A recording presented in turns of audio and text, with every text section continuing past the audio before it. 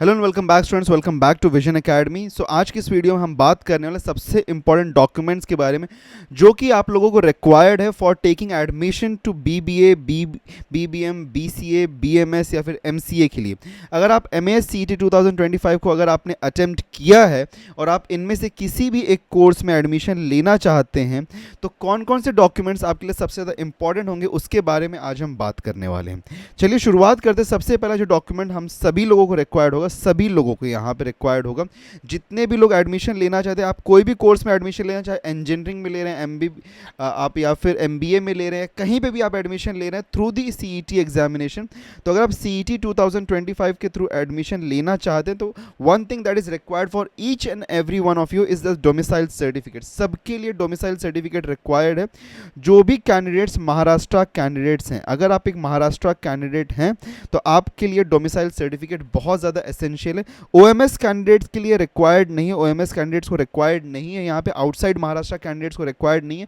लेकिन अगर आप आउटसाइड महाराष्ट्र स्टूडेंट होंगे तो उस केस में आपको मतलब बहुत ही लो प्रेफरेंस मिलता है। तो अगर आप महाराष्ट्र कैंडिडेट हैं, ओके, तो महाराष्ट्र कैंडिडेट्स में सभी लोगों को रिक्वायर्ड है डोमिसाइल सर्टिफिकेट। ओके, अच्छा, यहाँ पे एक्सेप्शन भी हमारे पास में कि एक्सेप्शन क्या है कि अगर आपका बर्थ महाराष्ट्र में हुआ है, if your birth is in Maharashtra, और ये चीज़ मेंशन्ड है आपके लिविंग सर्टिफिकेट पे या फिर आपके बर्थ सर्टिफिकेट पे। ओके, अगर आपके पास एक बर्थ सर्टिफिकेट जो कि इंडिकेट करता है कि आपका बर्थ महाराष्ट्र में हुआ है तो उस केस में आपको डोमिसाइल नहीं देना पड़ेगा।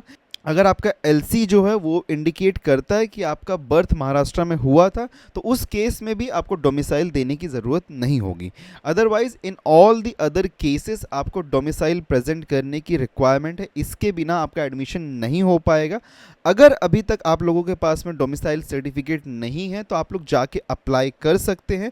विद इन 15 टू 20 डेज़ के टाइम में आपको 15 टू 20 डेज़ में आपको डोमिसाइल सर्टिफिकेट मिल जाता है। कैप राउंड शुरू होने में टाइम है। रिजल्ट्स अगर एमसीए का एग्ज़ाम दिया तो उसके लिए तो टाइम है।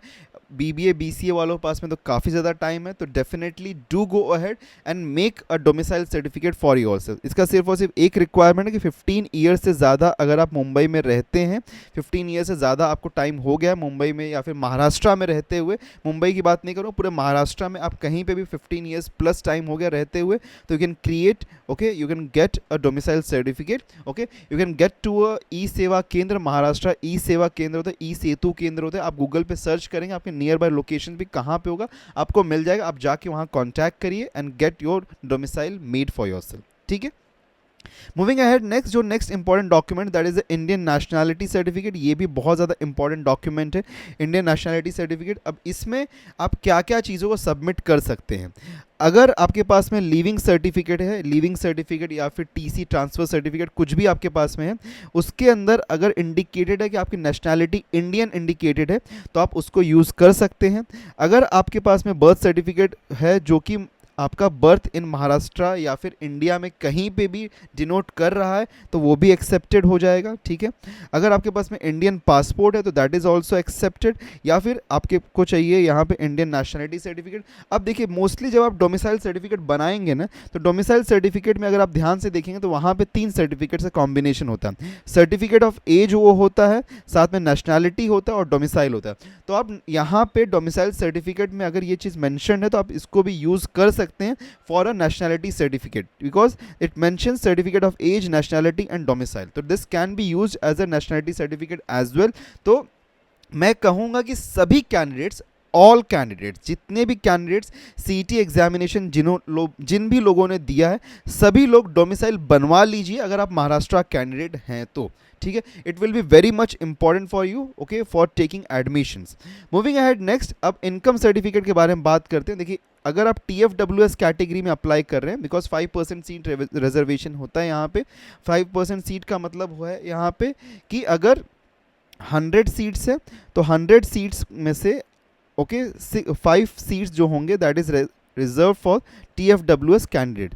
TFWS का यहाँ पे रिक्वायरमेंट क्या है कि आपकी फैमिली इनकम जो होनी चाहिए, okay, your family income that should be, family income आपका less than, it should be less than 8 lakh rupees ये होना चाहिए, ये क्राइटेरिया है TFWS में अप्लाई करने के लिए।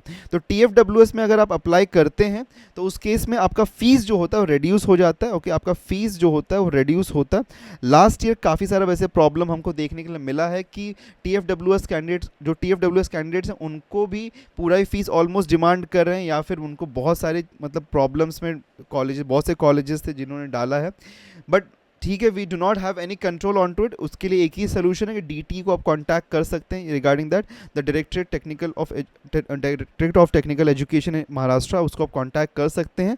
सो they might help you in regards to that. But अगर आपको TFWS में अप्लाई करना है तो for that you need income certificate जो कि 8 लाख से कम का होना चाहिए, आप बनवा के रख लीजिए अगर आप TFWS सीट्स के लिए अप्लाई करना चाहते हैं। ओके, तो TFWS सीट्स ओके काफ़ी अच्छा है जिसको फीस रिडक्शन चाहिए उसके लिए।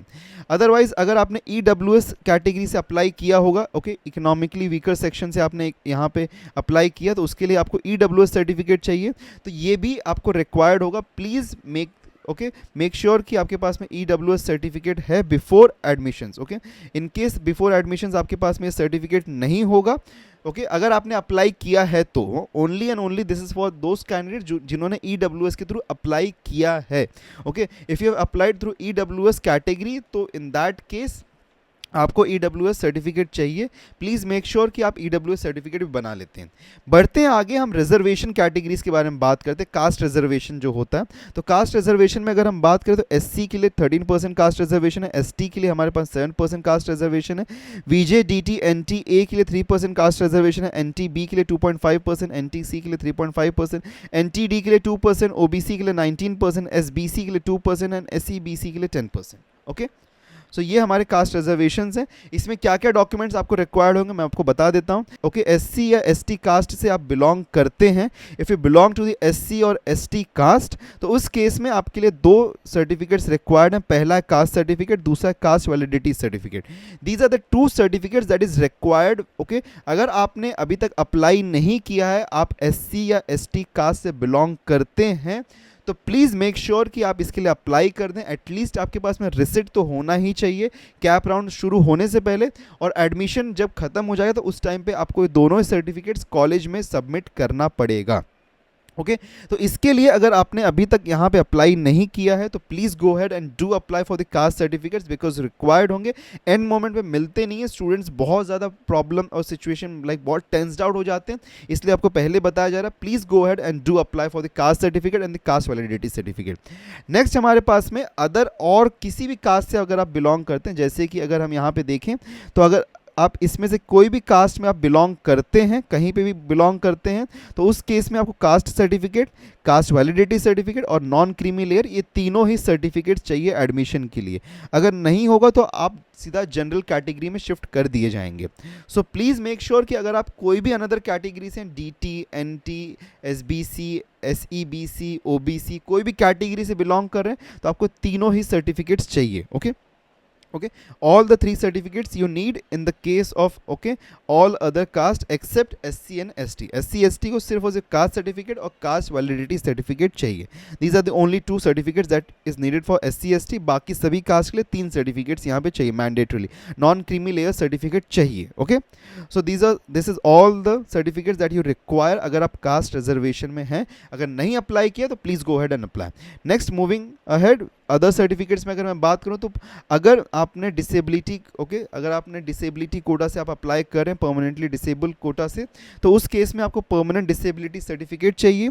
अगर आप ऑफन कैटेगरी से में लाई करते हैं तो you need the often certificate. अगर आप गैप अगर आपने लिया हुआ है तो इन दैट वेरी केस आपको गैप सर्टिफिकेट भी चाहिए। अब गैप सर्टिफिकेट होता क्या है, या आप कोई भी एडवोकेट को कांटेक्ट कर सकते हैं, कॉन्टैक्ट एनी एडवोकेट और उसको बता सकते हैं मेरा गैप हुआ है, तो वो आपको डायरेक्टली यहाँ पे उसका गैप सर्टिफिकेट एक बना के दे देगा। Okay, he'll charge something 1000 1500 whatsoever his charge will be. आप किसी भी एडवोकेट को कांटेक्ट कर सकते हैं and he'll create an gap certificate for you, अगर आपने गैप लिया है तो उस केस में, because most of the colleges demand for the gap certificate. ठीक है, तो ये हमारे अदर सर्टिफिकेट्स हैं। These are all the certificates those are required for your admissions. तो प्लीज़ मेक श्योर कि आप एटलीस्ट अभी अप्लाई तो कर ही दे रहे हैं. अगर आपके पास में नहीं है तो please go ahead and do apply and get this certificates before the CAP round process starts, because it's very essential and very much important for all the students out there. और ऐसे और भी इन्फॉर्मेशन के don't forget to subscribe us. Okay, don't forget to subscribe us. Meet you in the next video. Till then take care and good bye.